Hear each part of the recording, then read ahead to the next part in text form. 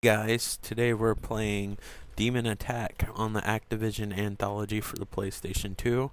This is originally for the Atari 2600, so we'll look at the cartridge in all its magnificent low resolution glory.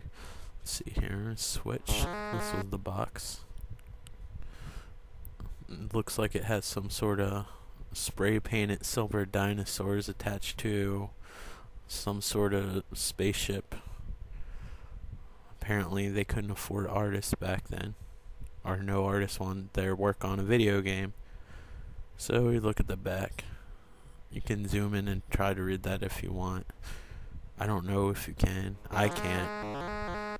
So here are the instructions. What's cool about this game is you actually can look at them. I'll go slow so you can at least pause if you're interested. There. Wow, there's a lot of instructions to this game. It's not an overly complex game, so there shouldn't be too many instructions. Alright, so we're gonna start the game. Gameplay mode is classic. So, on my last video, which I guess if you're not watching this in order, this was when I was talking about my channel. I was talking about how I wouldn't be a gamer, but I still liked Atari 2600 games. There just wasn't a lot of them. This is the one I actually really like. And then the reason why that I like it, compared to other games on the system, is first, even though the graphics are simple, it looks nice. Second of all, it controls really well. It's simple to understand. Like, the backgrounds aren't overly complex, so there's almost like a timeless feeling to it. You don't feel like you're seeing the same thing over and over again because things move around all the time and you don't have a static background. Why that helps with the prolonged gaming experience is beyond me, but that might be a personal thing. And this game is fair. Atari 2600 only has one button on it, and some of these games, like, there's a game where you fly a space shuttle. I believe it was called Space Shuttle. I believe that is, like, you can't overstep your bounds of what your system's capable of. Like, to be honest, I loved my Commodore 64, and I think, like, during the probably middle of the Commodore, I'm not very good because I'm talking. I actually did fairly well when I played this last time when I was doing a commentary, but for the most part, you're seeing the game. But, like, even, like, for games like Commodore 64, which is probably, believe it or not, out of all my PC gaming experiences, it's still my favorite, which I guess some might consider odd. I'm a console gamer at heart, but I liked a lot of games on there, but I can't stand pushing up the jump, and a lot of arcade games do that too, and those are the arcade games that I tend to stay away from. I feel like games should always have a designated jump button. A 65 Gamer guy was talking on his video response, saying that kids were talking about, or asking about, why does the ColecoVision have all those numbers on it? And a few other systems had numbers on it, and they had inserts you could put over them, which was in television. And I think the Atari 5200, even though that was known for a horrible controller, but I don't know what they were thinking with that one. But I actually think if you're going to make a game complex on a simplified system, I actually think that's an amazing idea. Because one button, if you want to have jumping and stuff like that, or any kind of other feature beside fire, it really takes away from the game. Commodore 64 had a keyboard too, so they eliminate a lot of their problems, but a lot of games you'd have to push up. But that's awesome. And if you think about, like, the Nintendo DS's bottom screen, or even the Nintendo Wii U that's about to come out, I it's a kind of the same concept. I mean, a much more primitive way, but yeah, that's actually an excellent idea. Because think about it, you have like a touch screen, like if you had like a little insert that had pictures of your inventory or whatever you use the touch screen for, it's kind of the same concept. There's just a number dial under it, and I think that eliminated some of the problems with the games on the Atari 2600 that's more complicated. But as for the Atari 2600, you have one button.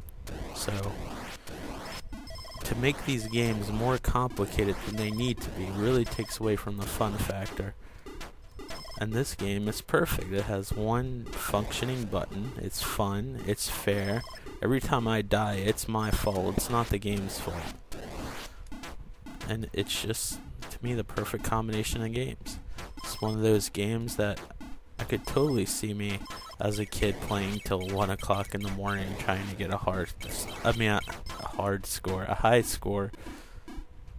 But I guess sometimes slang for hard is like badass, so I guess that fits some way. I don't know, but I could totally see me playing this late at night, where the only sound in the background are the game's primitive sound effects, crickets, and your parents' mattress. So yeah. So this is fun. These are supposed to be demons. They kind of look like manta rays. This is one of the better Atari 2600. I believe that the Atari 2600 had some sort of quality control with a majority of their games, because there are good games on this system. They're just a lot harder to find. There's shitty games on all systems, but the abundance of bad games on the Atari 2600 and a lot of retro consoles are kind of ridiculous. They didn't really have a quality control like department, I guess. And basically you have to remember that genres were still being created at the time. So the reason why I said it'd be an arcade gamer, because they had more quality control. Like before they came out with a arcade game, they'd test it like in an arcade and see what people thought about that. They really didn't do that much with these kind of games. They realized how popular they were at home and tried to come out with as many as possible in a short amount of time, and I think that's what's caused the overinflation of like all the video games consoles, and caused a crash, at least here in the US. Like computer gaming was really popular like overseas. They're trying to shoot that bird shit at me and I can't dodge it. So yeah, I just think I wouldn't be like the hugest gamer if I was like my age back in the day when this stuff was new. I think I would have probably stuck to the arcade now. I think I would have had an interest, but like I said, like I think once a grasp on games and like the genres were like a little bit more developed, I think I would have liked it more. But like games like this, I wish they would have functioned more like this, because this doesn't step beyond the bounds. And anybody that like complained about any numeric pads on the systems, I mean, a lot of those games with the numeric pads had terrible joysticks, I'm not gonna lie about that, but numeric pad is actually a pretty brilliant idea. And if you don't think it was, anybody who's used the bottom screen of a Nintendo DS are looking forward to the Wii U, like little touch screen, really needs to rethink about the numeric pad in general and its idea behind it. Having a numeric pad would eliminate me having to push up to jump in a lot of games if they actually used it, but back then I think they were still kind of trying to figure out what to do with everything, so it probably wasn't utilized as well as it could have been. Alright, so this is an awesome game. This is probably one of my favorite games on the Atari 2600 that I have played thus far.